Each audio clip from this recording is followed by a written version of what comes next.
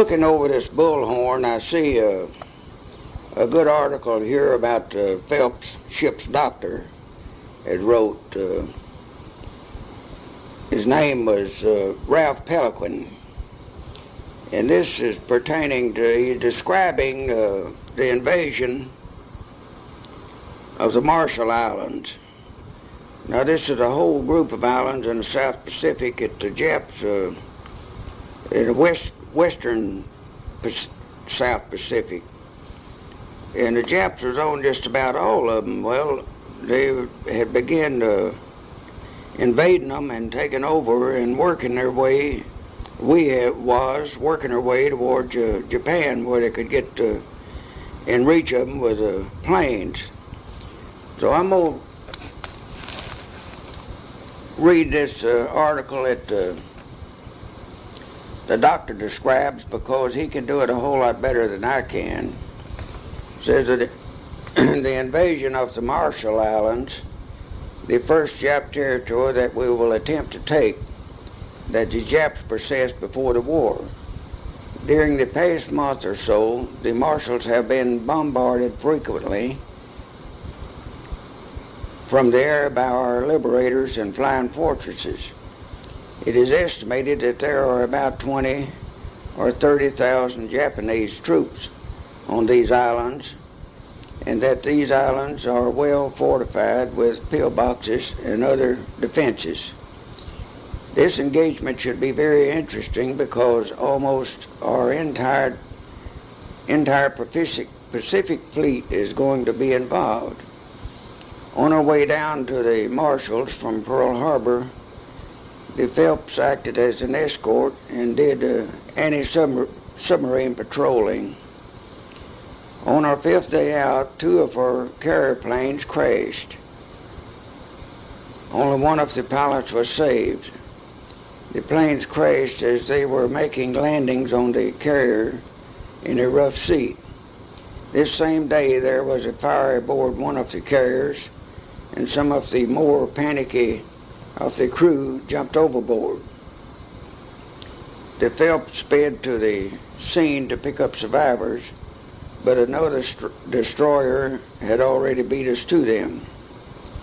The next day, 2 of our carriers collided, the Chinago and the Shawnee. Now these were small carriers that Kaiser was building on the Pacific around Astoria, Oregon, and Bremerton, Washington is where they were being built.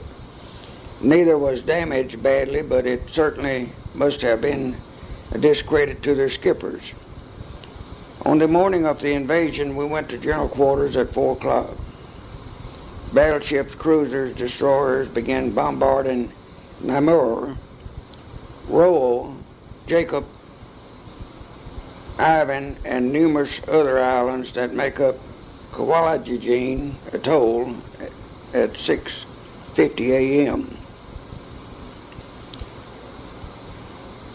The Phelps commenced firing at Jacob Island, hit around pier, blockhouses, and so forth. At 7:20, a large fire was started on Namur by airstrike. It must have been an ammunition or fuel dump. 7:30, Phelps took building and barge on south end of Jacob Island under fire. 8:11, Phelps commenced neutralization of Jacob Island. 9:08 a.m., Marine Wave number 2 left for Blue 2. 9:11, Marine Wave number 1 left for Blue 1.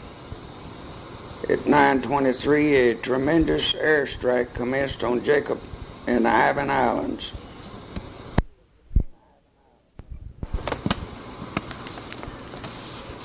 The Phelps took enemy battery under fire. After several salvos, it silenced. We must have knocked it out. 10:02 Marine landings were completed on Jacob Island. 10:25, Phelps took under fire what appeared to be another battery on Roar Island. Now these Roar Island and all of the names of these little islands that I mentioned in here is just a chain, a whole big group of islands that makes up the Marshalls. And The invasion of the Marshall Islands included all of the little islands that surrounded it, or the whole group of them. 1027 Phelps left line of departure to support minesweepers through Jacob Pass. 1043 directed control boat number 33 and subchaser to take charge of landing craft. Jacob and Ivan Islands have already been neutralized. 11 o'clock, received word that any type boat could land on the south end of beach WW2. The Marines need small boats to take wounded off Jacob's south end. 11:17, SBD's scout bombers made by Douglas are laying smoke screens all around the place. 11:22, dive bombers are commencing to strike on Allen and Roar, Newmar, and Alexander Islands.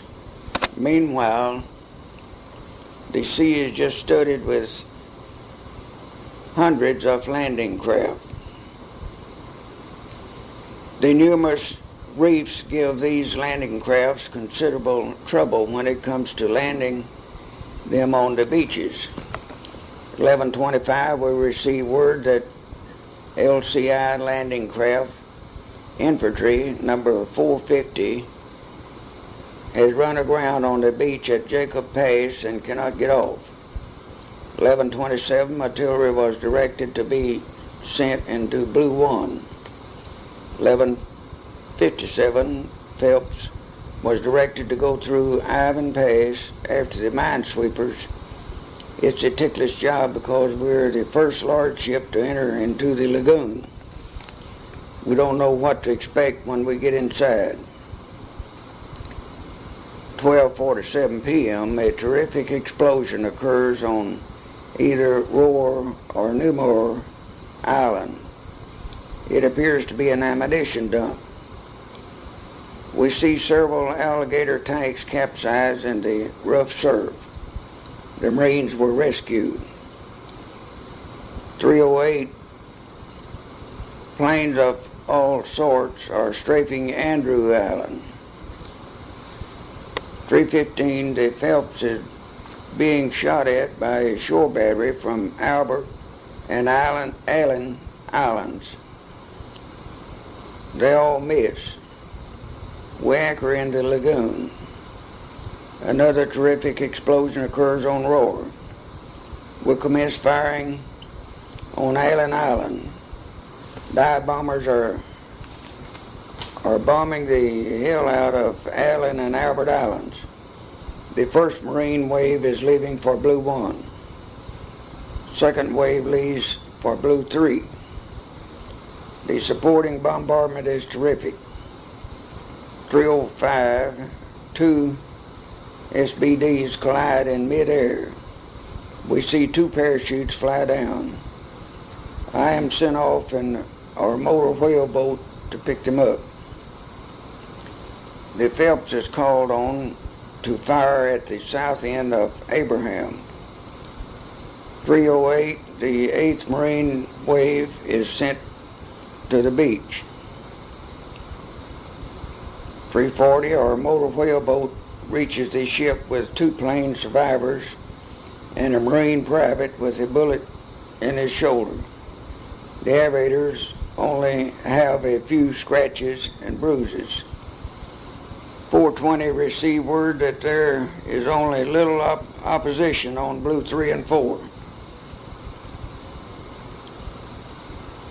8:50, another casualty was brought aboard. He was in bad shape. 8:50, another casualty was brought aboard. He has a sucking wound up the chest and looks bad enough to say that he won't live very long.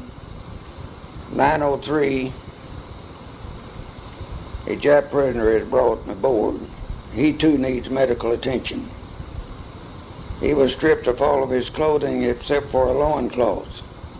Safety precautions against hand grenades.